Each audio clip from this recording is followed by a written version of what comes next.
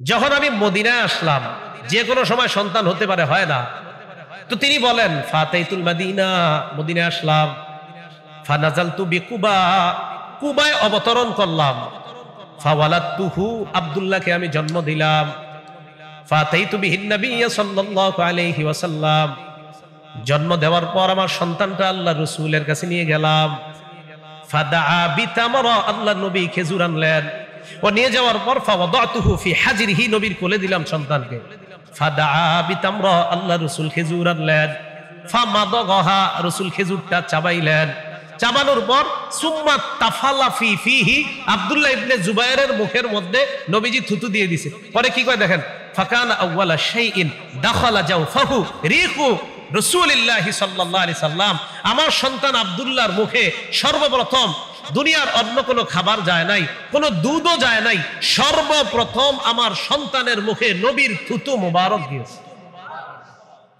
তাহলে রাসূল সাল্লাল্লাহু আলাইহি সাল্লামের থুতু মুবারক সর্বপ্রথম আব্দুল্লাহ ইবনে জুবায়েরের মুখে গেছে। এই জন্য কোনো আল্লাহওয়ালার থুতু যদি প্রথম আপনার সন্তানের মুখে দিতে পারেন, আর খেজুর ওইটা যদি নবীজি সাল্লাল্লাহু আলাইহি ওয়াসাল্লাম সুম্মা হান্নাকাহু বিতামরা, নবীজি এরপর খেজুরের একটি অংশ মুখের ভিতর তালুর উপরে লাগিয়ে দিয়েছেন। এই জন্য আল্লাহওয়ালার মাধ্যমে এই কাজটা করানোর চেষ্টা করবেন। যদি নিয়ে যেতে পারেন ভালো, না পারলে ওনার থেকে আপনি খেজুর একটু চাবায়া নিয়ে আসবেন, ওটার মধ্যেই তো লালা লেগে থাকে, ওইটা সন্তানকে দিয়ে দিবেন। এ হলো 2 নাম্বার। 3 নাম্বার, সন্তানের জন্য বরকতের দোয়া করা। আমরা যারা দেখতে যাব এই বাচ্চাটাকে, ফেসবুকে একটা ছবি তুইলা পোস্ট করে বলবো প্রথম ভাগিনীর মামা হওয়ার স্বাদ উপভোগ করলাম, বন্ধুরা কেমন আছেন, এটা বলবেন। এটা হলো 3য় অধিকার, নাকি? এই জাতীয় কাজ করবেন না। বাচ্চাদের ছবি ফেসবুকে দিয়ে না, নজর লেগে যেতে পারে, একদম শেষ হয়ে যাবে, কাঠ হয়ে যাবে। কাঠ তো অসংখ্য অগণিত হাদিস দ্বারা প্রমাণিত, কাঠ হয়ে যাবে এগুলা শুকায়া। এই বাচ্চার ছবি ফেসবুকে দিয়ে না। 3 নাম্বার, যারা দেখতে যাব তার জন্য বরকতের দোয়া করা। আবু দাউদ শরীফের বর্ণনা 5106 নাম্বার হাদিস, আম্মা জান আয়েশা সিদ্দিকার বর্ণনা, তিনি বলেন কানা রাসূলুল্লাহ সাল্লাল্লাহু আলাইহি ওয়াসাল্লাম ইউতা বিসসিবিয়ান ফায়াদউ লাহুম বিল বারাকা, নবীজির কাছে বাচ্চাদেরকে আনা হতো, আল্লাহ নবী তাদের জন্য বরকতের দোয়া করতেন।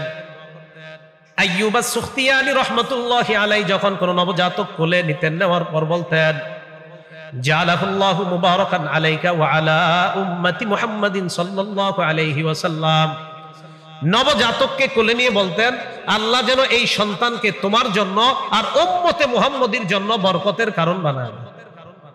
এই দোয়াটা করতেন। এটা হলো 3 নাম্বার। 4 নাম্বার, আকিকা করা। বলেন কি করা? আকিকা করা। 7ম দিনে আকিকা করা। নাসাই শরীফের 4220 নাম্বার হাদিসের বর্ণনা, ক্বালা রাসূলুল্লাহ সাল্লাল্লাহু আলাইহি ওয়াসাল্লাম কুল্লু গুলামিন রাহিনুন বিআকিকাতিহি তুযবাহু আনহু ইয়াওমা সাবিহি ওয়া ইউসাম্মা ওয়া ইউহলাকু রাসু। 7ম দিনে বাচ্চার পক্ষ থেকে আকিকা করা হবে। প্রত্যেক নবজাতক তার আকিকার সাথে আবদ্ধ। এইগুলা গুরুত্ব দিয়ে মা বাবা যারা আছেন, 7ম দিনে আকিকা করা হবে, মাথার চুল মুন্ডন করা হবে এবং তার নাম রাখা হবে। তিরমিজি শরীফের 1519 নাম্বার হাদিসে আসছে, রাসূল সাল্লাল্লাহু আলাইহি সাল্লাম হযরত ফাতেমাকে বললেন, ফাতেমা ইহলিকি রাসা, হাসানের মাথাটা মুন্ডন করো, ওয়া তাসাদদাকি বিজিনাতি শারিহি ফিদ্দাতান, হাসানের মাথার চুল পরিমাণ রূপা আল্লাহর রাস্তায় সদকা করে দিবা। হযরতে আলী বলেন ফাওয়াজানতুহু, আমি হাসানের মাথার চুল 7ম দিনে মুন্ডন করে এটা ওজন করছি, ফাকানা ওয়াজনুহু দিরহামান আও বা'দা দিরহাম, আমি দেখলাম হাসানের এই চুল মাপ দেওয়ার পর 1 দিরহাম অথবা অর্ধ দিরহাম হয়েছে মাত্র। এজন্য এটা বেশি হবে না। 7ম দিনের চুল যদি ওজন করে রূপা সদকা করেন, এটা বেশি হবে না, এটা করবেন। ছেলের পক্ষ থেকে 2টা, মেয়ের পক্ষ থেকে 1টা পশু জবাই করা, বকরি জবাই করা, আকিকা করা। তিরমিজি শরীফের বর্ণনা 1513 নাম্বার হাদিসের বর্ণনা, ইউসুফ ইবনে মাহাদ বলেন আন্নাহুম দাখালু আলা হাফসা বিনতে আব্দুর রহমান, তারা হাফসা বিনতে আব্দুর রহমানের কাছে গেছে, যাওয়ার পর প্রশ্ন করলেন, সালুহা আনিল আকিকা, আকিকার ব্যাপারে জিজ্ঞাসা করলেন। ফাআখবারাতহুম আন্না আয়েশা আখবারাতহা, তিনি তাদেরকে বললেন যে আম্মাজান আয়েশা সিদ্দিকা আমাকে বলেছেন আন্না রাসূলুল্লাহ সাল্লাল্লাহু আলাইহি ওয়াসাল্লাম আমারহুম আনিল গুলামি শাতানে মুকাফিআতান ওয়া আনিল জারিয়াতি শাতান, নবীজি আদেশ করেছেন ছেলের পক্ষ থেকে সমবয়সী দুটি বকরি আকিকা করার জন্য, মেয়ের পক্ষ থেকে একটা। হ্যাঁ, ছেলের পক্ষ থেকে একটা করাও, যদি কখনো মনে হয় যে একটার মাধ্যমে আমি করতে পারেন, সামর্থ্য কম থাকলে একটা দিয়েও যদি করেন তাও হবে। তিরমিজির 1514 নম্বর হাদিসে আসছে, আক্কা রাসূলুল্লাহ সাল্লাল্লাহু আলাইহি সাল্লাম আনিল হাসানি বিশাত, রাসূল সাল্লাল্লাহু আলাইহি সাল্লাম হাসান রাদিয়াল্লাহু তাআলা আনহুর আকিকা একটা বকরি দিয়ে দেওয়া, এটাও হাদিসের মধ্যে পাওয়া যায়। উলামায়ে কেরাম এই হাদিসের আলোকে বলেন, কারো যদি সামর্থ্য কম হয় তিনি একটা দিয়েও যদি আকিকা করে দেয় আদায় হয়ে যাবে। যদি আকিকা সপ্তম দিনে না করেন তাহলে 14-21তম দিনে করার কথাও পাওয়া যায়। আল জামিউস সগীর 5681 নম্বর হাদিসের বর্ণনা, বুরাইদা ইবনে হাসিব থেকে বর্ণনা, তিনি বলেন, আল আকিকাতু তুযবাহু লিস-সাবঈন, সপ্তম দিনে আকিকা করা, না পারলে আউলি 14 14তম দিনে, না পারলে আউলি 21 21তম দিনে আকিকা করা। আকিকার গোশত সবাই খেতে পারবেন। যে বাচ্চার আকিকা হবে ওরেও যদি পারেন খাওয়াই দিবেন, ও তো খেতে পারবে না। কথার কথা, মানে আপনাদের এমন প্রশ্ন হয় যে আকিকার গোশত কি খেতে পারবে? দেশ গ্রামের মুরব্বীদের বক্তব্য হলো, না না না, এটা ছুঁয়েও দেখা যাবে না, যারা না খাবেন আমার জন্য পাঠায় দিন। এই হালাল খাদ্য কেন খাবেন না? হ্যাঁ, এটা সবাই খাবেন, বাবা মা সবাই খাবেন, খাওয়া যাবে। এলো 4 নাম্বার আকিকা করা। 5 নাম্বার সুন্দর নাম রাখা। সুন্দর নাম রাখা। আব্দুল্লাহ ইবনে আব্বাস রাদিয়াল্লাহু তাআলা আনহুমার বর্ণনা, বাইহাকী শুআবুল ঈমান 11 নম্বর খণ্ড 133 নম্বর পৃষ্ঠায় আসছে। আব্দুল্লাহ ইবনে আব্বাস বলেন, রাসূলুল্লাহ সাল্লাল্লাহু আলাইহি সাল্লামকে বললাম, ক্বাদ আলিমনা হাক্কাল ওয়ালিদি ইয়া রাসূলুল্লাহ ফামা হাক্কুল ওয়ালাদ, হুজুর বাবা মায়ের অধিকার তো জানি, সন্তানের কি অধিকার বাবা মার কাছে পাও না একটু বলেন। ফাকালা রাসূলুল্লাহ সাল্লাল্লাহু আলাইহি ওয়াসাল্লাম আইয়ুহসিনা ইসমা, সন্তান বাবা মার কাছে এই অধিকার পাও না যে বাবা মা সন্তানের সুন্দর একটা নাম রাখবে। ক্বালা রাসূলুল্লাহ সাল্লাল্লাহু আলাইহি ওয়াসাল্লাম আহাব্বুল আসমাই ইলাল্লাহ আব্দুল্লাহ ওয়া আব্দুর রহমান, আল্লাহর কাছে সবচেয়ে পছন্দনীয় নাম দুইটা, এক নাম্বার আব্দুল্লাহ, আরেকটা হলো আব্দুর রহমান। আল্লাহর কাছে সবচেয়ে পছন্দনীয় নাম কয়টা? দুইটা, আব্দুল্লাহ আর আব্দুর রহমান। ওয়া আসদাকুহা হারিস ওয়া হুমাম, আল্লাহর কাছে সবচেয়ে সত্যনিষ্ঠ নাম দুইটা, একটা হলো হারিস আর একটা হলো হুমাম। ওয়া আকবাহুহা হারব ওয়া মুররা, আল্লাহর কাছে সবচেয়ে ঘৃণিত নাম দুইটা, একটা হলো হারব আর একটা মুররা। তাহলে পছন্দনীয় নাম দুইটা আব্দুল্লাহ আব্দুর রহমান, সত্যনিষ্ঠ নাম দুইটা হারিস এবং হুমাম, আর সবচেয়ে ঘৃণিত নাম দুইটা হারব এবং মুররা, এই দুইটা নাম। ক্বালা রাসূলুল্লাহ সাল্লাল্লাহু আলাইহি ওয়াসাল্লাম লা তুসাম্মিয়ান্না গুলামাকা ইয়াসারান ওয়ালা রাবাহাত ওয়ালা নাজাহান ওয়ালা আফলাহ, তুমি তোমার সন্তানের নাম ইয়াসার রাখো না, নাজাহ রাখো না, রাবাহ রাখো না, আফলাহ রাখো না। সন্তানের নাম ইয়াসার রাখো না, নাজাহ রাখো না, রাবাহ রাখো না, আফলাহ এই নামগুলা তোমরা রাখো না। রাসূলুল্লাহ সাল্লাল্লাহু আলাইহি সাল্লাম হাদিসের মাধ্যমে বুঝাইতে চায়, নাম রাখার ক্ষেত্রে উলামায়ে কেরামের পরামর্শ নিয়ে নাম রাখবেন। সবাই ইদানিং নাম চায়, কয় আনকমন। আবু হুরায়রা রাখতে চায় না, আব্দুর রহমান রাখতে চায় না, কয় আনকমন। কি ইট দেয়াল বলে দিবেন, এটা হবে আনকমন। বলবেন ছেলের নাম রাখেন রড, হ্যাঁ হ্যাঁ এটা আনকমন। তো 5 নাম্বার সুন্দর নাম রাখা, উলামায়ে কেরামের পরামর্শে সুন্দর নাম রাখবেন। 6 নাম্বার সন্তানকে তরবিয়ত শিক্ষা দেওয়া। শ্রেষ্ঠ তরবিয়ত নামাজ। বলেন শ্রেষ্ঠ তরবিয়ত কি? নামাজ। আবু দাউদের 495 নাম্বার হাদিসের বর্ণনা, ক্বালা রাসূলুল্লাহ সাল্লাল্লাহু আলাইহি ওয়াসাল্লাম মুরু আওলাদাকুম বিসসালাত ওয়া হুম আবনাউ 7 সিনিন, 7 বছর বয়সে সন্তানকে নামাজের আদেশ করো। ওয়াদরিবুহুম আলাইহা ওয়া হুম আবনাউ 10 সিনিন, 10 বছর বয়সে প্রয়োজনে মৃদু আঘাত করো। ওয়াফাররিকুহুম বাইনাল মাদাজি', তাদের বিছানা আলাদা করে দাও। 10 বছরের আগেই বিছানা আলাদা করার চেষ্টা করবেন। এর মানে দুই ছেলেকে একই বিছানার নিচে, একই কম্বল লেপের নিচে না রাখা। আবু দাউদের 4018 নম্বর হাদিসে রাসূল সাল্লাল্লাহু আলাইহি সাল্লাম বলেন, লা ইউফজির রাজুলু ইলা রাজুলি ফি সাওবিন ওয়াহিদ ওয়া লা তুফদিল মারআতু ইলা আল মারআতি ফি সাওবিন ওয়াহিদ, এক ছেলে আরেক ছেলের সাথে এক বিছানা, এক লেপ এক কাঁথা কম্বলের নিচে ঘুমাবে না। এক নারী আরেক নারীর সাথে এক কাঁথা কম্বলের নিচে ঘুমাবে না। এটা রাসূল সাল্লাল্লাহু আলাইহি সাল্লাম বলে দিলেন। এখন একটা কথা, বিছানা আলাদা হওয়ার অর্থ এই না সামর্থ্য কম আছে আপনার খাট আলাদা করতে হবে। সামর্থ্য থাকলে খাট আলাদা, সামর্থ্য যদি না থাকে এক খাটে মাঝে কম্বল টম্বল ইত্যাদি দিয়ে কাঁথা লেপ আলাদা করা। তবে মেয়ের বিছানা আলাদা হওয়া, বাবা এবং ছেলের সাথে মেয়ের বিছানা না হওয়া। বাবা এবং ছেলের সাথে মেয়ের বিছানা না, হ্যাঁ আব্দুল মুখতারে কথাটা আছে, মেয়ে আর মেয়ের থেকে বাবা আর ছেলের বিছানাটা আলাদা হওয়া। যে এই ওখানে সম্ভবত আমার মনে হয় সম্ভবত সেখানে ওয়াজিব লেখছে যে তাদের সাথে উচিতই না এটা, মেয়ের সাথে বাবা আর ছেলের বিছানা একটু বড় হওয়ার পর আলাদা করে দেওয়া। আল্লাহ পাক রব্বুল আলামিন বলেন, ওয়াল্লাহু জাআলা লাকুম মিন আনফুসিকুম আজওয়াজা, আল্লাহ তোমাদের থেকেই তোমাদের বিবিদেরকে বানিয়েছেন। ওয়াজআলা লাকুম মিন আজওয়াজিকুম বানিনা ওয়া হাফাদা,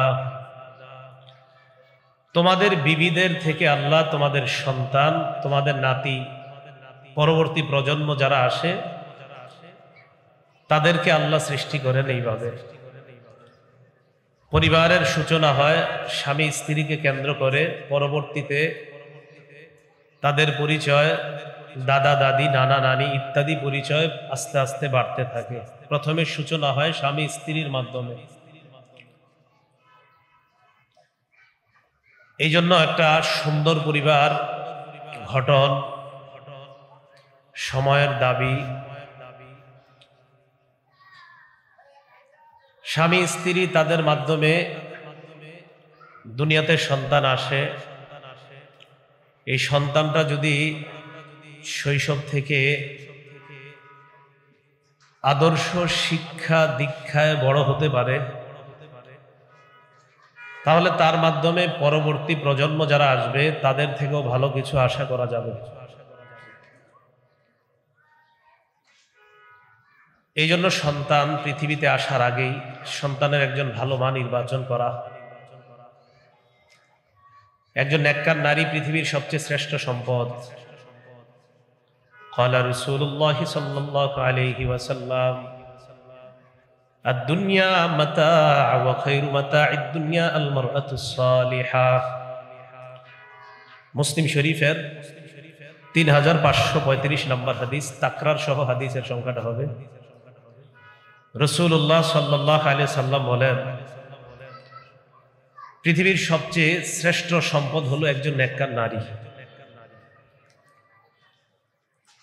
সন্তান যখন আপনি কামনা করবেন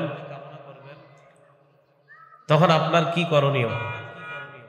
সহিহ বুখারীর 6388 নম্বর হাদিসের বর্ণনা। ক্বালা রাসূলুল্লাহ সাল্লাল্লাহু আলাইহি ওয়াসাল্লাম, লাউ আন্না আহাদাকুম ইযা আরাদা আন ইয়াতিয়া আহলা। রাসূলুল্লাহ সাল্লাল্লাহু আলাইহি সাল্লাম বলেন, তোমাদের কেউ যখন তার স্ত্রীর সাথে ওই সম্পর্ক স্থাপন করতে চায়, যেই বৈধ সম্পর্ক আল্লাহ বৈধ করেছেন, যেই সম্পর্কের মাধ্যমে বৈধ পদ্ধতিতে পৃথিবীতে সন্তান আসে, সেই সম্পর্ক স্থাপন করার জন্য যদি তোমাদের কেউ ইচ্ছা করে, ফাকালা বিসমিল্লাহি আল্লাহুম্মা জান্নিবনা শাইতান ওয়া জান্নিবিশ শাইতানা মা রাযাকতানা, তখন তিনি এই দোয়াটা পড়বে, আল্লাহ আমাদেরকে শয়তান থেকে দূরে রাখেন, ওয়া জান্নিবিশ শাইতানা মা রাযাকতানা, আমাদেরকে আপনি যেই সন্তান দান করবেন এই সন্তান থেকেও শয়তানকে আপনি দূরে রাখেন। ইন ইউকদ্দার বাইনাহুমা ওয়ালাদুন ফি যালিকা লাম ইয়াদুররুহু শাইতানুন আবাদা, যদি আল্লাহ তাদের এই সম্পর্কের ফলে তাদের ভাগ্যে কোনো সন্তান লিপিবদ্ধ করে রাখেন, এই সন্তান যখন দুনিয়াতে আসবে আর তারা এই দোয়াটা পড়ে ইসলামী পদ্ধতিতে যদি তাদের মিলনটা হয়, তাহলে এই সন্তানকে শয়তান কখনো কোনো ক্ষতি করতে পারবে না।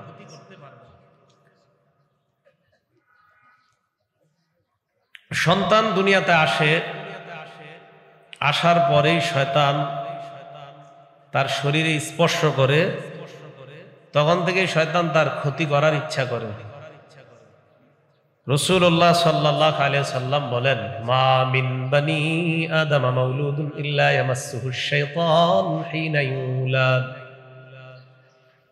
কোন সন্তান যখন জন্মগ্রহণ করে শয়তান তাকে স্পর্শ করে, ফায়াস্তাহিল্লু সারিখান মিন মাসিশ শাইতান, তখন ওই সন্তান শয়তানের স্পর্শ করার কারণে কান্নাকাটি করে। গায়রু মারইয়াম ওয়া ইবনুহা, তবে মারিয়াম আলাইহাস সালাতু ওয়াস সালাম এবং তার সন্তান ঈসা আলাইহিস সালাতু ওয়াস সালাম, তাদেরকে শয়তান স্পর্শ করতে পারে নাই। আল্লাহ পাক রব্বুল আলামিন এই দুইজনকে শয়তানের স্পর্শ থেকে হেফাজত করেছেন। সন্তান দুনিয়াতে আসার সময় যদি মারা যায়, মাকে বলবেন ধৈর্য ধারণ করার জন্য। ইবনে মাজার 1609 নম্বর হাদিসের বর্ণনা, 1609। আওয়াজ আরো কমায় দেন, এই জায়গায় এত আওয়াজ দিলে তো কিচ্ছু বুঝবে না মানুষ। রাসূলুল্লাহ সাল্লাল্লাহু আলাইহি সাল্লাম বলেন, গর্ভপাত হয়ে যায় যেই সন্তান, গর্ভপাত হওয়ার সন্তান, এই সন্তানের ব্যাপারে রাসূল বলেন, ইন্নাস সিকতা লা ইয়াজুরু উম্মাহু বিসারিহি ইলাল জান্নাহ, গর্ভপাত হওয়া সন্তান মাকে নাভি দিয়ে পেঁচিয়ে জান্নাতের দিকে দৌড়াবে। গর্ভপাত হওয়া সন্তান মাকে নাভি দিয়ে পেঁচিয়ে জান্নাতের দিকে দৌড় দিবে। ইবনে মাজার 1608 নম্বর হাদিসের বর্ণনা, قال رسول الله صلى الله عليه وسلم إن السقط لا يراغم ربه إذا أدخل أبويه النار, গর্ভপাত হওয়া সন্তানের মা বাবাকে যখন আল্লাহ জাহান্নামে দিবে, যদি দেয় আর কি, গর্ভপাত হওয়া সন্তানের মা বাবাকে যদি আল্লাহ জাহান্নামে দেয়, ইকু দিয়ে না, ইকু বন্ধ করে দেন। গর্ভপাত হওয়া সন্তানের প্রত্যেক মাহফিলে আমি বলি কি কি করা লাগবে না লাগবে, এরপরও মাইকম্যানরা উদ্দেশ্য প্রণোদিত ভাবে আমার সময় মাইকের আওয়াজ বাড়ায়, জানে যে আমি বেশি আওয়াজ পছন্দ করি না। গর্ভপাত হওয়া সন্তান লা ইউরাগিমু রাব্বাহ, রবের সাথে ঝগড়া করবে। গর্ভপাত হওয়া সন্তান ইদা আদখালা আবাওয়াইহিন নার, গর্ভপাত হওয়া সন্তানের মা বাবাকে যদি আল্লাহ জাহান্নামে দেয়, এই গর্ভপাত হওয়া সন্তান আল্লাহর সাথে ঝগড়া করবে। তো আল্লাহ পাক রব্বুল আলামিন এই ঝগড়া মানে এটা হলো আপনার মহব্বত, মহব্বতের ঝগড়া এটা বলা যায়। এটারে আপনি ভয়ঙ্কর পর্যায়ে ঝগড়া এই জাতীয় অনুবাদ না হওয়া। গর্ভপাত হওয়া সন্তান বলবে, আল্লাহ আমার আব্বা আম্মাকে আপনি জান্নাত দেন। আল্লাহ পাকের পক্ষ থেকে বলা হবে, আদখিল আবাওয়াইকাল জান্নাহ, তুমি তোমার মা বাবাকে জান্নাতে প্রবেশ করো। গর্ভপাত হওয়া সন্তান তখন কি করবে? তার মা বাবাকে নাভি দিয়ে পেঁচাবে। আগের হাদিসে জানলাম শুধু মা, এই হাদিসের মধ্যে আসছে ফায়াজুররুহুমা বিসারিহি ইলাল জান্নাহ, মা বাবা দুইজনকে নাভি দিয়ে পেঁচিয়ে জান্নাতের দিকে রওনা করবে, এক পর্যায়ে জান্নাতে প্রবেশ করায়া ছাড়বে। এই জন্য কারো সন্তান যখন গর্ভপাত হয়ে যায় তাকে সান্ত্বনা দেওয়া, যেন তিনি ধৈর্য ধারণ করে। ওই হাদিসে আসছে ইদাহ তাসাবাত, যদি মা ধৈর্য ধারণ করে তাহলে ওই মাকে সন্তান নাভি দিয়ে পেঁচিয়ে জান্নাতের দিকে দৌড়াবে, জান্নাতের দিকে রওনা করবে। কারো সন্তান দুনিয়াতে আসার পর যদি মারা যায়, ধৈর্য ধারণ করা। তিরমিজি শরীফের 1021 নম্বর হাদিসের বর্ণনা। এই হাদিসের মধ্যে আসছে আবু সিনান রহমতুল্লাহ আলাইহি বলেন, দাফান্তু ইবনি সিনানা, আমি আমার সন্তান সিনানকে কবরে দাফন করলাম। বাবা সন্তানকে কবরে দাফন করেছে। ওয়া আবু তালহা আল খাওলানি জালিসুন আলা শাফিরিল কাব, আরেক বড় আলেম আবু তালহা আল খাওলানি কবরের কিনারায় বসা। ফালাম্মা আরাদতুল খুরুজ, আমি আমার সন্তানকে কবর দেওয়ার পর যখন কবর থেকে বের হওয়ার ইচ্ছা করলাম, আমাকে আবু তালহা আল খাওলানি আমার হাতের মধ্যে ধরলেন, ধরার পর বললেন, আফালা উবাশশিরুকা ইয়া আবা সিনান, আবু সিনান, আমি কি তোমাকে সুসংবাদ দিব না? বলতু বালা, আমি বললাম হ্যাঁ, আমাকে সুসংবাদ দেন। আবার বলছি, আবু সিনান তার সন্তান সিনানকে দাফন করেছে। আরেক আলেম আবু তালহা আল খাওলানি কবরের পাশে বসা। আমি আমার সন্তানকে দাফন করার পর যখন বের হওয়ার ইচ্ছা করলাম, আমাকে আবু তালহা হাত ধরে বললেন, আমি কি তোমাকে সুসংবাদ দিব না? আমি বললাম জি, সুসংবাদ দেন। তখন আবু তালহা আল খাওলানি বললেন, হাদ্দাসানি আদ-দাহহাক ইবনু আব্দুর রহমান ইবনে আরজাব আন আবি মুসা রাদিয়াল্লাহু তাআলা আনহু قال, আবু মুসা আশআরী রাদিয়াল্লাহু তাআলা আনহুর বর্ণনা, ইদা মাতা ওয়ালাদুল আব, কোন ব্যক্তির সন্তান যখন মারা যায়, ক্বালাল্লাহু লিমালাইকাতি, আল্লাহ ফেরেশতাদেরকে বলে, ক্বাবাতুম ওয়ালাদা আবদি, তোমরা আমার বান্দার সন্তানটাকে ছিনিয়ে নিয়ে আসলা। ফেরেশতারা জবাব দেয়, ফায়াকুলুনা নাআম, হ্যাঁ মাবুদ, আমরা আপনার বান্দার সন্তানটাকে ছিনিয়ে নিয়ে আসছি। এরপর আল্লাহ বলেন, ক্বাবাতুম সামারাতা ফুআদিহি, আমার বান্দার কলিজার টুকরাটা তোমরা ছিনায় আনলা। ফেরেশতারা জবাব দেয়, ফায়াকুলুনা নাআম, হ্যাঁ আপনার বান্দার কলিজার টুকরা ছিনিয়ে আনছি আমরা। আল্লাহ বলে, মাযা ইয়াকুলু আবদি, আমার বান্দার সন্তানকে যে তোমরা ছিনিয়ে আনলা, আমার বান্দার কি অভিমত, বান্দা কি বলে? ফেরেশতারা জবাব দেয়, হামিদাকা ওয়াস্তারজা, আপনার বান্দার সন্তান আমরা ছিনিয়ে আনার পর আপনার বান্দা বলেছে আলহামদুলিল্লাহ, আর পড়েছে ইন্না লিল্লাহি ওয়া ইন্না ইলাইহি রাজিউন। আপনার মিরপুর 1 নাম্বার অমুকের সন্তানকে নিয়ে আসার পর তিনি বলেছেন আলহামদুলিল্লাহ, আর পড়েছে ইন্না লিল্লাহি ওয়া ইন্না ইলাইহি রাজিউন। আল্লাহ কয়, ইবনু লি আবদি বাইতান ফিল জান্নাহ, আমার ওই বান্দার জন্য জান্নাতে একটা ঘর বানায়া দাও। ওয়াসাম্মুহু বাইতাল হাম, এই ঘরের নাম রেখে দাও বাইতুল হাম।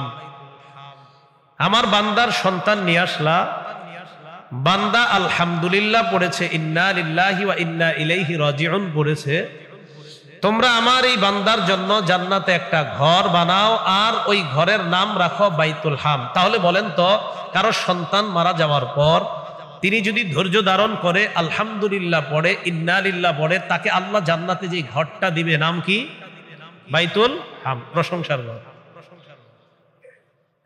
মুসলিম শরীফের 2635 নম্বর হাদিস, আমাদের মাদ্রাসার পাঠ্যপুস্তকের পুরাতন যে নুসখাগুলা, সেই নুসখা অনুযায়ী হাদিসের নাম্বারটা হবে 2635, মোট হাদিস সংখ্যা হবে 3033। ইদানিং বিভিন্ন মাক্তাবা আপনার তাকরার সহ মুসলিমের অনেকগুলা কপি বের করছে। আমি যেই কপির নাম্বারটা বললাম 2635, মাদ্রাসার পুরাতন নুসখাগুলা, মোট হাদিস সংখ্যা হবে 3033টা বিলা তাকরার।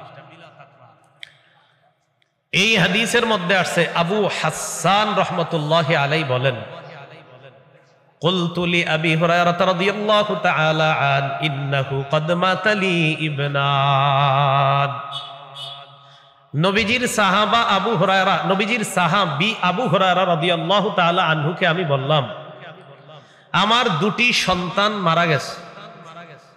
ফামা আনতা মুহাদ্দিসি আর রাসূলিল্লাহি সাল্লাল্লাহু আলাইহি ওয়াসাল্লাম বিহাদিসিন তুতাইয়িবু বিহি আনফুসানা আন মাউতানা,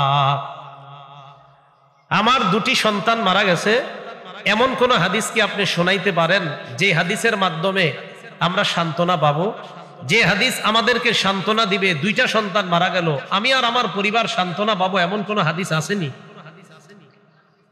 তো আবু হাসান রহমতুল্লাহি আলাইকে আবু হুরায়রা রাদিয়াল্লাহু তাআলা আনহু বললেন, হ্যাঁ এরকম হাদিস আছে। কয় কি হাদিস? তোমার যেই ছোট সন্তান মারা গেছে, এদের ব্যাপারে রাসূল সাল্লাল্লাহু আলাইহি সাল্লাম বলেছেন, সিগারুহুম দামিসুল জান্নাহ, তোমাদের ছোট সন্তানগুলা জান্নাতের প্রজাপতি হয়ে যায়। কি হয়ে যায়? জান্নাতের প্রজাপতি। ইয়াতালাক্কা আহাদুকুম আবাহু আও ক্বালা আবাওয়াই, এই ছোট সন্তান কিয়ামতের ময়দানে তার বাবার সাথে, অথবা নবীজি বলেছেন তার বাবা মা উভয়ের সাথে সাক্ষাৎ করবে। করার পর ফায়াখুযু বিসাউবিহি আও ক্বালা বিয়াদিহি, তার কাপড় অথবা তার হাত ধরবে। কাপড় অথবা একটু এখানে আসেন তো, কাপড় অথবা কি ধরবে? এই হাদিসটা দেখেন, এদিকে তাকান। আবু হুরায়রা বলে কামা আনা আখুযুন বিসনিফাতি সাউবিকা হাযা, আমি তোমার কাপড়ের আঁচলটা এইভাবে যেমন ধরে রাখছি, ঠিক এইভাবে ছোট সন্তান তার বাবা মায়ের কাপড়ের আঁচল ধরবে। ধরার পর ফালা ইয়াতানাহা আও ক্বালা ফালা ইয়ানতাহি হাত্তা ইউদখিলাহুল্লাহু আবাহুল জান্নাহ, ওই সন্তান কাপড়ের আঁচল অথবা হাত ধরে জান্নাতে না নেওয়া পর্যন্ত ওই সন্তান থামবে না, বাবা মাকে জান্নাতে নিয়েই ছাড়বে। তো আবু হুরায়রা বলে দিলেন কামা আনা আখুযুন বিসনিফাতি সাউবিকা হাযা। তাহলে ছোট সন্তান মারা গেলে জান্নাতের প্রজাপতি হয়ে যায়, এটা জানলাম। ইবনে মাজাহ কিতাবের নাম, 82 নম্বর হাদিসের বর্ণনা। আম্মা জান আয়েশা সিদ্দিকা রাদিয়াল্লাহু তাআলা আনহার বর্ণনা, তিনি বলেন দুআইয়া রাসূলুল্লাহ সাল্লাল্লাহু আলাইহি ওয়াসাল্লাম ইলা জানাজাতি গুলামিন মিনাল আনসার, রাসূলুল্লাহ সাল্লাল্লাহু আলাইহি ওয়াসাল্লামকে এক আনসারী ছোট বালকের জানাজায় রাসূলকে ডাকা হয়, আহ্বান করা হয়। ছোট একটা আনসারী এক ছোট সন্তান মারা গেছে, জানাজা পড়ানোর জন্য নবীজি সাল্লাল্লাহু আলাইহি সাল্লামকে আহ্বান করা হয়েছে। আম্মা জান আয়েশা সিদ্দিকা রাদিয়াল্লাহু তাআলা আনহা বলেন ইয়া রাসূলুল্লাহ তুবা লিহাযা উসফুরুম মিন আসাফিরিল জান্নাহ, ইয়া রাসূলুল্লাহ এই সন্তানের জন্য সুসংবাদ, উসফুরুম মিন আসাফিরিল জান্নাহ, এই সন্তান তো জান্নাতের চড়ুই পাখির মধ্যে একটা চড়ুই পাখি হয়ে গেছে। ছোট সন্তান, আরেক হাদিসে জানলাম প্রজাপতি, এই হাদিসে জানলাম চড়ুই পাখি। তো আম্মা জান আয়েশা বলে ইয়া রাসূলুল্লাহ এই সন্তান লাম ইয়ামালিস সুআ ওয়া লাম ইউদরিকহু, এই সন্তান তো কোনো গুনাহ করে নাই, গুনাহ তাকে স্পর্শ করে নাই, কতই না সুসংবাদ, সে জান্নাতের একটা চড়ুই পাখি হয়ে গেছে। এই হাদিসে জানলাম জান্নাতের চড়ুই পাখি। এই যে বাচ্চা মারা যায়, এই বাচ্চা মারা যাওয়ার পর তাকে দুধ পান করানোর জন্য জান্নাতে একজন দুগ্ধ দানকারিনী, যিনি দুধ পান করাবে, একজন এরকম দুধ পানকারিনী নারীকেও আল্লাহ ঠিক করে রাখে। আপনাদের বিশ্বাস হয় না কথাটা? আরে সহিহ বুখারীর বর্ণনা 1382 নম্বর হাদিস। লাম্মা তুওয়াফিয়া ইব্রাহিম, নবীজির সন্তান ইব্রাহিম যখন মারা গেছে, নবীজির সন্তান ইব্রাহিম মারা গেছে, মারা যাওয়ার পর নবীজি বললেন ইন্না লাহু মুরদিআন ফিল জান্নাহ, ইব্রাহিমকে দুধ পান করানোর জন্য জান্নাতে একজন তৈরি আছে। সহিহ বুখারীর বর্ণনা, রাসূল বললেন ইন্না লাহু মুরদিআন ফিল জান্নাহ, তাকে দুধ পানকারিনী একজন জান্নাতে তৈরি আছে, প্রস্তুত আছে তাকে দুধ পান করানো। এই বাচ্চাগুলারে পালে কারা? দুধ পান করার ব্যাপারটা পাইলাম, এদেরকে পালে কারা? সহিহুল জামে নামে একটা কিতাব আছে, এই কিতাবের 1023 নম্বর হাদিসের বর্ণনা। ক্বালা রাসূলুল্লাহ সাল্লাল্লাহু আলাইহি ওয়াসাল্লাম, নবীজি বলেন আতফালুল মুমিনিনা ফি জাবালিন ফিল জান্নাহ, মুমিনদের ছোট ছোট সন্তানগুলা জান্নাতের একটা পাহাড়ের মধ্যে থাকে। সুবহানাল্লাহ। ইউকাফিলুহুম ইব্রাহিম ওয়া সারা হাত্তা ইয়ারুদ্দাহুম ইলা আবাইহিম ইয়াউমাল কিয়ামাহ, ছোট ছোট সন্তানগুলা জান্নাতের একটা পাহাড়ের মধ্যে থাকে, তাদেরকে লালন পালন করে ইব্রাহিম নবী আর সারা আলাইহাস সালাতু ওয়াস সালাম। ছোট সন্তানদেরকে লালন পালন করে কে? ইব্রাহিম নবী এবং তার বিবি সারা আলাইহিমাস সালাতু ওয়াস সালাম। এই দুইজন তাদেরকে লালন পালন করতে থাকবে কিয়ামত পর্যন্ত। হাত্তা ইয়ারুদ্দাহুম ইলা আবাইহিম ইয়াউমাল কিয়ামা, কিয়ামতের ময়দানে এই সন্তানদেরকে তাদের বাবা মায়ের কাছে ফেরত দিয়ে দিবে।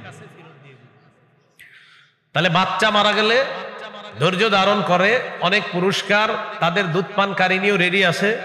এখন কথা হলো যাদের সন্তান হয় না দুনিয়াতে, যাদের সন্তান হয় না দুনিয়াতে, তারা যদি জান্নাতের মধ্যে সন্তান কামনা করে, সাথে সাথে ওই ব্যক্তির স্ত্রী গর্ভবতী হবে, সন্তান পেটে আসবে, সাথে সাথে প্রসব হবে, সাথে সাথে বড় হয়ে যাবে। হাদিসের মধ্যে আসছে, রাসূল সাল্লাল্লাহু আলাইহি সাল্লাম বলেন, আল মুমিনু ইযা ইশতাহাল ওয়ালাদা ফিল জান্নাহ, কোন মুমিন যখন জান্নাতে সন্তান কামনা করবে, কানা ওয়াদউহু ওয়া হামলুহু ওয়া সিন্নুহু ফি সাআতিন ওয়াহিদাতিন, এক মুহূর্তে সন্তান তার বিবির পেটে ধারণ, প্রসব এবং সন্তান বড় হওয়া এক মুহূর্তেই আল্লাহ সব তৈরি করে দিবেন। কোরআনের এক আয়াত দ্বারা এটা প্রমাণিত হয়, ওয়াফিহা মা তাশতাহিহিল আনফুস ওয়া তালাজ্জুল আয়ুন, সেখানে হৃদয়গুলা যা কামনা করবে তাই তাদেরকে দেওয়া হবে। চোখ শীতলতা অর্জন করবে যার মাধ্যমে, চোখ মজা নিবে যেই জিনিসের মাধ্যমে, সব কিছুই এই চাহিদা আল্লাহ পূরণ করার জন্য ওই জান্নাতের মধ্যে বান্দাকে সব চাহিদা পূরণ করার অধিকার আল্লাহ দিয়ে দিবেন। প্রসব বেদনা যখন উঠবে মা বোনদের, তখন কি করবেন? ইবনুল কাইয়িম রাহমাতুল্লাহ আলাইহির একটা কিতাব আছে, আল ওয়াবিলুস সাইয়্যিব মিনাল কালিমাত তাইয়্যিব। এই কিতাবের মধ্যে উনি একটা বর্ণনা এনেছেন, রাসূলুল্লাহ সাল্লাল্লাহু আলাইহি সাল্লামের বিবি উম্মে সালামা এবং যায়নব বিনতে জাহাশ রাদিয়াল্লাহু তাআলা আনহুমা, এই দুইজনকে নবীজি তার মেয়ে ফাতেমার কাছে পাঠাইলেন। কখন? যখন ফাতেমা সন্তান প্রসব করবে, এই প্রসব বেদনা যখন হবে, তখন নবীজি সন্তানের কাছে তার দুই বিবিকে পাঠাইলেন, উম্মে সালামা এবং যায়নব রাদিয়াল্লাহু তাআলা আনহা। পাঠানোর পর নবীজি সাল্লাল্লাহু আলাইহি সাল্লাম বলে দিলেন, তোমরা সেখানে যাওয়ার পর আয়াতুল কুরসি পড়বা। তাহলে কোনো মা বোনরা অন্য কোনো গর্ভবতী মায়ের কাছে গেলে কি পড়বে? প্রথমে বলেন কি পড়বে? আয়াতুল কুরসি। 2 নাম্বার, তোমরা তার কাছে যাওয়ার পর সূরা আ'রাফের 54 নাম্বার আয়াতটা তোমরা তার সামনে পড়বা। ইন্না রাব্বাকুমুল্লাহুল্লাযী খালাকাস সামাওয়াতি ওয়াল আরদা ফি 6 আইয়ামিন থুম্মা ইসতাওয়া আলাল আরশ ইউগশিল লাইলান নাহার ইয়াতলুবুহু হাসীসা ওয়াশ শামসা ওয়াল কমার ওয়ান নুজুমা মুসাখখারাতিন বিআমরিহি আলা লাহুল খালকু ওয়াল আমর তাবারাকাল্লাহু রাব্বুল আলামিন। এই আয়াতটা যিনি সন্তান জন্ম দিবে, জন্ম দেওয়া অবস্থায় যখন তার অনেক কষ্ট হয়, অন্য নারীরা অথবা তার স্বামী যদি থাকে সেখানে, এটা বসে বসে আয়াতুল কুরসি পড়বে। এরপর সূরা আ'রাফের 54 নাম্বার আয়াতটা পড়বে। সূরা আ'রাফের 54 নাম্বার আয়াত পড়ার পর সূরা ইউনূসের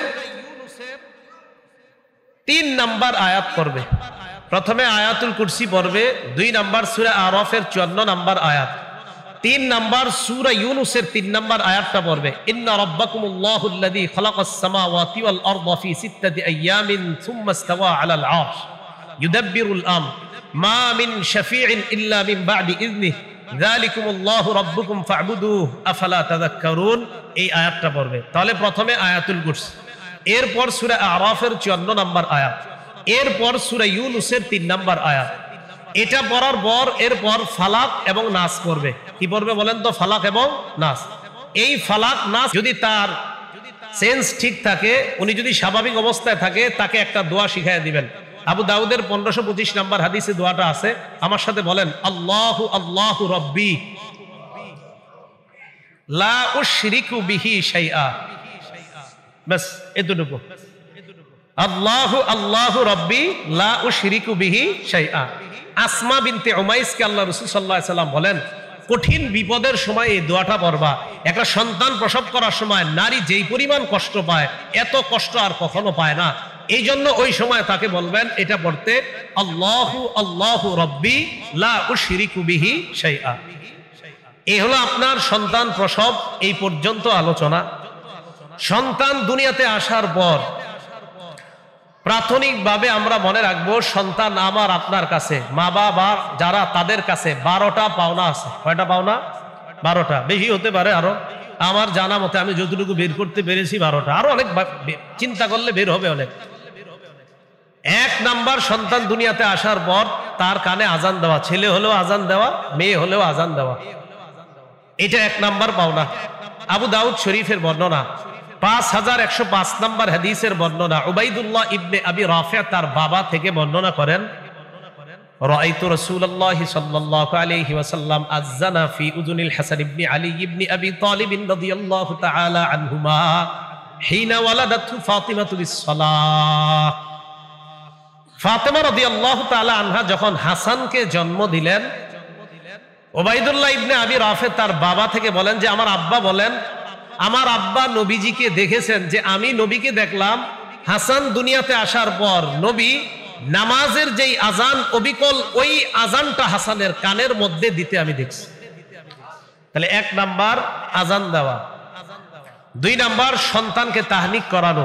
আল্লাহওয়ালা কোন আলেমের মুখে একটা খেজুর দিবেন, আপনাদের এই এলাকায় তো বাস পাইছেন একজন আল্লামা মুফতি দেলোয়ার সাহেব, রেডি রাখবেন, সন্তান হওয়ার পর সাথে সাথে ওনার কাছে পারলে নিয়ে যাবেন, যদি সময় দেয়, না দিলে না।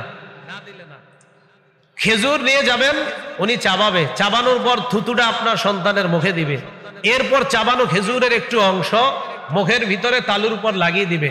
সহিহ বুখারী 3909 নম্বর হাদিসের বর্ণনা, আসমা বিনতে আবু বকর রাদিয়াল্লাহু তাআলা আনহুমা, আবু বকর সিদ্দিকের কন্যা আসমা তিনি বলেন, আন্নাহা হামালাত বি আব্দুল্লাহ ইবনে জুবায়ের রাদিয়াল্লাহু তাআলা আনহুমা, তিনি তার পেটে আব্দুল্লাহ ইবনে জুবায়েরকে যখন ধারণ করলেন তো তিনি বলেন, খরজতু ওয়া আনা মুতিম্মুন, আমি হিজরতে রওনা করলাম এমন অবস্থায় যে আমি আসন্ন প্রসবা, মানে আমার সন্তান যে কোনো মুহূর্তে হয়ে যেতে পারে। রওনা করার পর যখন আমি মদিনায় আসলাম, যে কোনো সময় সন্তান হতে পারে, হয় না, তো তিনি বলেন ফাতাইতুল মাদিনা, মদিনায় আসলাম, ফানাজালতু বিকুবা, কুবায় অবতরণ করলাম, ফাওয়ালাদতুহু, আব্দুল্লাহকে আমি জন্ম দিলাম, ফাতাইতু বিহিন নবী সাল্লাল্লাহু আলাইহি ওয়াসাল্লাম, জন্ম দেওয়ার পর আমার সন্তানটা আল্লাহর রাসূলের কাছে নিয়ে গেলাম, ফাদাআ বিতামরা, আল্লাহর নবী খেজুর আনলেন, ও নিয়ে যাওয়ার পর ফাওয়াদাতুহু ফি হাজরিহি, নবীর কোলে দিলাম সন্তানকে, ফাদাআ বিতামরা, আল্লাহর রাসূল খেজুর আনলেন, ফামাদাগাহা, রাসূল খেজুরটা চাবাইলেন, চাবানোর পর সুম্মা তাফালা ফি ফিহি, আব্দুল্লাহ ইবনে জুবায়েরের মুখের মধ্যে নবীজি থুতু দিয়ে দিয়েছে। পরে কি কয় দেখেন, ফাকানা আউওয়ালা শাইইন দাখালা জাওফাহু রিহু রাসূলিল্লাহি সাল্লাল্লাহু আলাইহি সাল্লাম, আমার সন্তান আব্দুল্লাহর মুখে সর্বপ্রথম, দুনিয়ার অন্য কোনো খাবার যায় নাই, কোনো দুধও যায় নাই, সর্বপ্রথম আমার সন্তানের মুখে নবীর থুতু মুবারক দিয়েছে।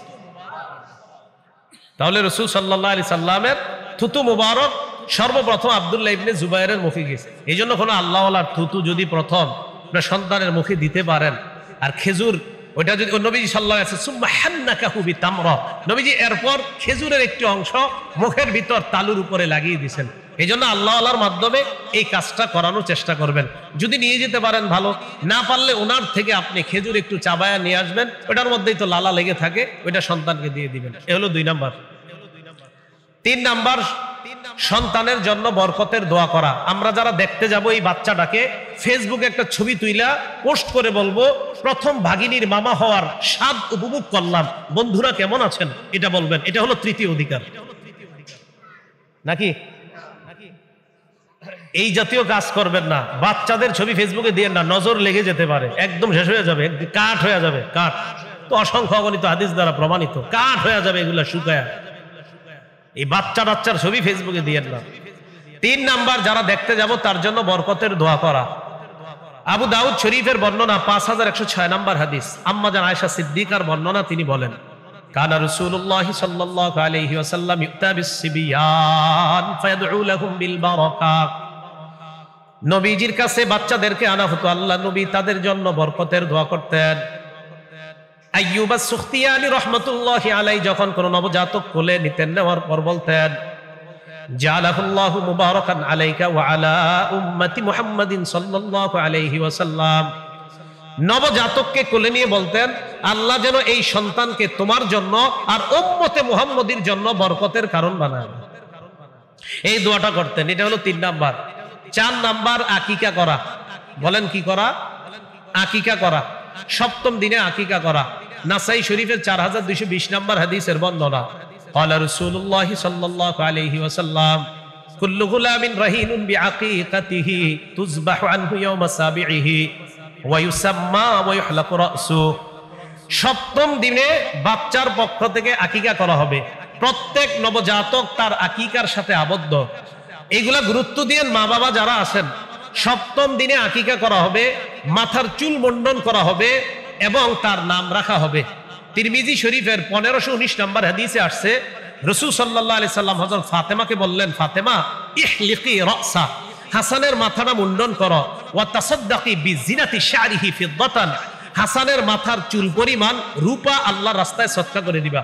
হযরতে আলী বলেন, ফাওয়াজানতুহু, আমি হাসানের মাথার চুল সপ্তম দিনে মুন্ডন করে এটা ওজন করছি, ফাকানা ওয়াজনুহু দিরহামান আও বা'দা দিরহাম, আমি দেখলাম হাসানের এই চুল মাপ দেওয়ার পর 1 দিরহাম অথবা অর্ধ দিরহাম হয়েছে মাত্র। এজন্য এটা বেশি হবে না। সপ্তম দিনের চুল যদি ওজন করে রূপা সদকা করেন, এটা বেশি হবে না, এটা করবেন। ছেলের পক্ষ থেকে 2টা, মেয়ের পক্ষ থেকে 1টা পশু জবাই করা, বকরি জবাই করা, আকিকা করা। তিরমিজি শরীফের বর্ণনা 1513 নম্বর হাদিসের বর্ণনা।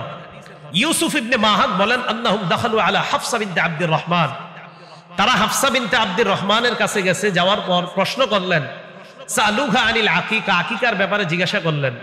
ফাআখবারাতহুম আন্না আয়েশা আখবারাতহা, তিনি তাদেরকে বললেন যে আম্মাজান আয়েশা সিদ্দিকা আমাকে বলেছেন, আন্না রাসূলুল্লাহ সাল্লাল্লাহু আলাইহি ওয়াসাল্লাম আমারহুম আনিল গুলামি শাতানে মুকাফিআতান ওয়া আনিল জারিয়াতি শাতান, নবীজি আদেশ করেছেন ছেলের পক্ষ থেকে সমবয়সী 2টি বকরি আকিকা করার জন্য, মেয়ের পক্ষ থেকে 1টা। হ্যাঁ, ছেলের পক্ষ থেকে 1টা করাও, যদি কখনো মনে হয় যে 1টার মাধ্যমে আমি করব, করতে পারেন। সামর্থ্য কম থাকলে 1টা দিয়েও যদি করেন তাও হবে। তিরমিজির 1514 নম্বর হাদিসে আসছে, আক্কা রাসূলুল্লাহ সাল্লাল্লাহু আলাইহি সাল্লাম আনিল হাসানি বিশাত, রাসূল সাল্লাল্লাহু আলাইহি সাল্লাম হাসান রাদিয়াল্লাহু তাআলা আনহুর আকিকা 1টা বকরি দিয়ে দেওয়া, এটাও হাদিসের মধ্যে পাওয়া যায়। উলামায়ে কেরাম এই হাদিসের আলোকে বলেন, কারো যদি সামর্থ্য কম হয়, তিনি 1টা দিয়েও যদি আকিকা করে দেয়, আদায় হয়ে যাবে। যদি আকিকা সপ্তম দিনে না করেন, তাহলে 14-21তম দিনে করার কথাও পাওয়া যায়। আল জামিউস সগীর 5681 নম্বর হাদিসের বর্ণনা, বুরাইদা ইবনে হাসিব থেকে বর্ণনা, তিনি বলেন, আল আকিকাতু তুযবাহু লিস-সাবঈন, সপ্তম দিনে আকিকা করা, না পারলে আউলি 14 14তম দিনে, না পারলে আউলি 21 21তম দিনে আকিকা করা। আকিকার গোশত সবাই খেতে পারবেন। যে বাচ্চার আকিকা হবে, ওরেও যদি পারেন খাওয়াই দিবেন, ও তো খেতে পারবে না। কথার কথা, মানে আপনাদের এমন প্রশ্ন হয় যে আকিকার গোশত কি খেতে পারবে? দেশ গ্রামের মুরব্বীদের বক্তব্য হলো, না না না, এটা ছুঁয়েও দেখা যাবে না, যারা না খাবেন আমার জন্য পাঠায় দিন। এই হালাল খাদ্য কেন খাবেন না? হ্যাঁ, এটা সবাই খাবেন, বাবা মা সবাই খাবেন, খাওয়া যাবে। এলো 4 নাম্বার আকিকা করা। 5 নাম্বার সুন্দর নাম রাখা, সুন্দর নাম রাখা। আব্দুল্লাহ ইবনে আব্বাস রাদিয়াল্লাহু তাআলা আনহুমার বর্ণনা, বাইহাকী শুআবুল ঈমান 11 নম্বর খণ্ড 133 নম্বর পৃষ্ঠায় আসছে। আব্দুল্লাহ ইবনে আব্বাস বলেন, রাসূলুল্লাহ সাল্লাল্লাহু আলাইহি সাল্লামকে বললাম, ক্বাদ আলিমনা হাক্কাল ওয়ালিদি ইয়া রাসূলুল্লাহ, ফামা হাক্কুল ওয়ালাদ, হুজুর বাবা মায়ের অধিকার তো জানি, সন্তানের কি অধিকার বাবা মার কাছে পাওনা একটু বলেন। ফাকালা রাসূলুল্লাহ সাল্লাল্লাহু আলাইহি ওয়াসাল্লাম আইয়ুহসিনা ইসমা, সন্তান বাবা মার কাছে এই অধিকার পাওনা যে বাবা মা সন্তানের সুন্দর একটা নাম রাখবে। ক্বালা রাসূলুল্লাহ সাল্লাল্লাহু আলাইহি ওয়াসাল্লাম আহাব্বুল আসমাই ইলাল্লাহ আব্দুল্লাহ ওয়া আব্দুর রহমান, আল্লাহর কাছে সবচেয়ে পছন্দনীয় নাম 2টা, 1 নাম্বার আব্দুল্লাহ, আরেকটা হলো আব্দুর রহমান। আল্লাহর কাছে সবচেয়ে পছন্দনীয় নাম কয়টা? 2টা, আব্দুল্লাহ আর আব্দুর রহমান। ওয়া আসদাকুহা হারিস ওয়া হুমাম, আল্লাহর কাছে সবচেয়ে সত্যনিষ্ঠ নাম 2টা, একটা হলো হারিস আর একটা হলো হুমাম। ওয়া আকবাহুহা হারব ওয়া মুররা, আল্লাহর কাছে সবচেয়ে ঘৃণিত নাম 2টা, একটা হলো হারব আর একটা মুররা। তাহলে পছন্দনীয় নাম 2টা, আব্দুল্লাহ আব্দুর রহমান। সত্যনিষ্ঠ নাম 2টা, হারিস এবং হুমাম। আর সবচেয়ে ঘৃণিত নাম 2টা, হারব এবং মুররা, এই 2টা নাম। ক্বালা রাসূলুল্লাহ সাল্লাল্লাহু আলাইহি ওয়াসাল্লাম লা তুসাম্মিয়ান্না গুলামাকা ইয়াসারান ওয়ালা রাবাহান ওয়ালা নাজাহান ওয়ালা আফলাহ, তুমি তোমার সন্তানের নাম ইয়াসার রাখো না, নাজাহ রাখো না, রাবাহ রাখো না, আফলাহ রাখো না। সন্তানের নাম ইয়াসার রাখো না, নাজাহ রাখো না, রাবাহ রাখো না, আফলাহ এই নামগুলা তোমরা রাখো না। রাসূলুল্লাহ সাল্লাল্লাহু আলাইহি সাল্লাম হাদিসের মাধ্যমে বুঝাইতে চায় নাম রাখার ক্ষেত্রে উলামায়ে কেরামের পরামর্শ নিয়ে নাম রাখবেন। সবাই ইদানিং নাম চায়, কয় আনকমন। আবু হুরায়রা রাখতে চায় না, আব্দুর রহমান রাখতে চায় না, কয় আনকমন। কি ইট দেয়াল বলে দিবেন, এটা হবে আনকমন। বলবেন ছেলের নাম রাখেন রড, হ্যাঁ এটা আনকমন। তো 5 নাম্বার সুন্দর নাম রাখা, উলামায়ে কেরামের পরামর্শে সুন্দর নাম রাখবেন। 6 নাম্বার সন্তানকে তরবিয়ত শিক্ষা দেওয়া। শ্রেষ্ঠ তরবিয়ত নামাজ। বলেন শ্রেষ্ঠ তরবিয়ত কি? নামাজ। আবু দাউদের 495 নাম্বার হাদিসের বর্ণনা, ক্বালা রাসূলুল্লাহ সাল্লাল্লাহু আলাইহি ওয়াসাল্লাম মুরু আওলাদাকুম বিসসালাত ওয়া হুম আবনাউ 7 সিনিন। 7 বছর বয়সে সন্তানকে নামাজের আদেশ করো। ওয়াদরিবুহুম আলাইহা ওয়া হুম আবনাউ 10 সিনিন। 10 বছর বয়সে প্রয়োজনে মৃদু আঘাত করো। ওয়াফাররিকুহুম বাইনাল মাদাজি'। তাদের বিছানা আলাদা করে দাও। 10 বছরের আগেই বিছানা আলাদা করার চেষ্টা করবেন। এর মানে দুই ছেলেকে একই বিছানার নিচে, একই কম্বল লেপের নিচে না রাখা। আবু দাউদের 4018 নম্বর হাদিসে রাসূল সাল্লাল্লাহু আলাইহি সাল্লাম বলেন, লা ইউফজির রাজুলু ইলা রাজুলি ফি সাওবিন ওয়াহিদ ওয়া লা তুফদিল মারআতু ইলা আল মারআতি ফি সাওবিন ওয়াহিদ। এক ছেলে আরেক ছেলের সাথে এক বিছানা, এক লেপ, এক কাঁথা কম্বলের নিচে ঘুমাবে না। এক নারী আরেক নারীর সাথে এক কাঁথা কম্বলের নিচে ঘুমাবে না। এটা রাসূল সাল্লাল্লাহু আলাইহি সাল্লাম বলে দিলেন। এখন একটা কথা, বিছানা আলাদা হওয়ার অর্থ এই না সামর্থ্য কম আছে আপনার খাট আলাদা করতে হবে। সামর্থ্য থাকলে খাট আলাদা, সামর্থ্য যদি না থাকে এক খাটে মাঝে কম্বল টম্বল ইত্যাদি দিয়ে কাঁথা লেপ আলাদা করা। তবে মেয়ের বিছানা আলাদা হওয়া, বাবা এবং ছেলের সাথে মেয়ের বিছানা না হওয়া। বাবা এবং ছেলের সাথে মেয়ের বিছানা না হওয়া। আব্দুল মুখতারে কথাটা আছে, মেয়ের থেকে বাবা আর ছেলের বিছানাটা আলাদা হওয়া। ওখানে সম্ভবত আমার মনে হয় সম্ভবত সেখানে ওয়াজিব লেখছে যে তাদের সাথে উচিতই না এটা, মেয়ের সাথে বাবা আর ছেলের বিছানা একটু বড় হওয়ার পর আলাদা করে দেওয়া। তাহলে 6 নাম্বার তরবিয়ত শিক্ষা দেওয়া, শ্রেষ্ঠ তরবিয়ত নামাজ। 7 নাম্বার সন্তানকে সুশিক্ষায় শিক্ষিত করা। বলেন সবাই কি শিক্ষা? শিক্ষিত করা। এই সুশিক্ষায় শিক্ষিত করার জন্য এই দারুল ফালাহ মাদ্রাসা। কোন মাদ্রাসা? হ্যাঁ দারুল ফালাহ। সুশিক্ষায় শিক্ষিত করা আপনাদের জন্য নেয়ামতের ব্যাপার। এই এলাকার সন্তানগুলারে যা বানান অন্তত কোরআনটা যেন শুদ্ধ বিশুদ্ধ উচ্চারণে হয়। আমি বিভিন্ন জায়গায় মসজিদে মাগরিব এশা পড়লে বুঝে ফেলি এরা কোন প্রতিষ্ঠানের ছাত্র। তেলাওয়াত শুনলে বোঝা যায় তারা আসলে পড়াশোনা করেছে কোথায়। আবার তেলাওয়াত শুনলেই বোঝা যায় যে এর জীবনে কি কি ঘটছে। এই জন্য আমাদের মাদ্রাসাগুলার এটা গৌরব আলহামদুলিল্লাহ। এখানে ছেলেদের তেলাওয়াতের মান আলাদা হতেই হবে। আপনি নামাজ পড়ার পরে আপনি বুঝে ফেলবেন এরা কোন প্রতিষ্ঠানের ছাত্র। তো সুশিক্ষায় শিক্ষিত করা, এর মধ্যে শ্রেষ্ঠ শিক্ষা কোরআনের শিক্ষা। বলেন কি শিক্ষা? বিশুদ্ধ উচ্চারণে কোরআনের শিক্ষা। পুরা বাংলাটা বলেন কি? বিশুদ্ধ উচ্চারণে কোরআনের শিক্ষা। বিশুদ্ধ উচ্চারণে শিক্ষা হওয়াটা জরুরি। সহিহ বুখারীর বর্ণনা 5027 নাম্বার হাদিস, 5017 তো আছে। রাসূল সাল্লাল্লাহু আলাইহি সাল্লাম বলেন, খায়রুকুম মান তাআল্লামাল কুরআনা ওয়া আল্লামা। তিরমিজির 2910 2909 সব এই ব্যাপারে বর্ণনা। রাসূল সাল্লাল্লাহু আলাইহি সাল্লাম বলেন, খায়রুকুম মান তাআল্লামাল কুরআনা ওয়া আল্লামা। তোমাদের মধ্যে সর্বোত্তম ওই ব্যক্তি যে কোরআন শিখে অন্যকে শিখায়। সময় বেশি নাই।